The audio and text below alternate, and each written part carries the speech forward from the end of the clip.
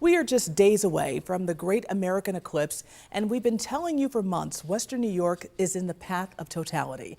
The Erie County Sheriff's Department is anticipating that many people will be here just taking in the eclipse, and they want to take it in from the water. And joining me are Sergeant Edward KRYPEL and Deputy Michael OKAL. They are with the Erie County Sheriff's Department's Marine Unit. What are we expecting? At this point, we're unsure if it's going to be like a 4th of July weekend or if it's just going to be, an every other day on the water with the boaters. What are you doing to prepare? Well, we have both of our boats outfitted. Both boats are capable of providing all kinds of emergency care. We have EMTs on board. We're going to have our divers on board. We're also going to have members from Buffalo Fire Department. The rescue swimmers, they're going to be on board too. A lot going on for you that day. Yes. I know when we were speaking earlier, we were talking about the marinas. Are they even open for the boaters? And then what are your concerns for the boaters? Right now, most of the marinas that we know of are not opening, and the few that are open for all season for the fishermen and such are going to be closed on that day. As far as I know, Gratwick would be the one that people would be able to use. And tell people where Gratwick is. That's in Niagara County, I believe just outside, I think it's Wheatfield. Does that present any more concern for you because the marinas are not open, and then how are these people going to get in and out and navigate the waters? It'll be a challenge for the boaters themselves to figure out where they can launch from.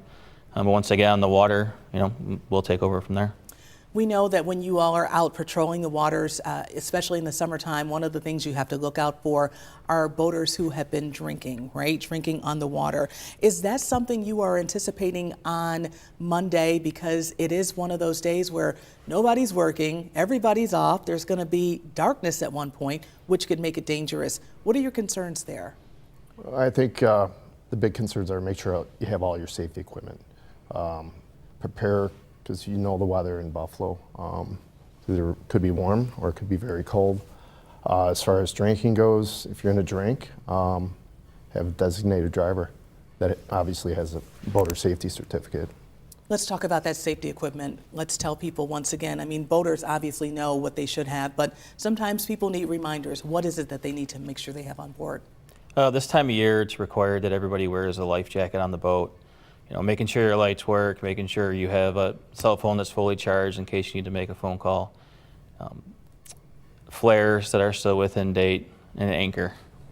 And once again, tell people you all are going to be out there, so if you do plan on having something to drink on board, be careful. But how many of you all are going to be out on the water, because they will be watched? There's going to be a very large police presence and fire presence on Lake Erie and Niagara River.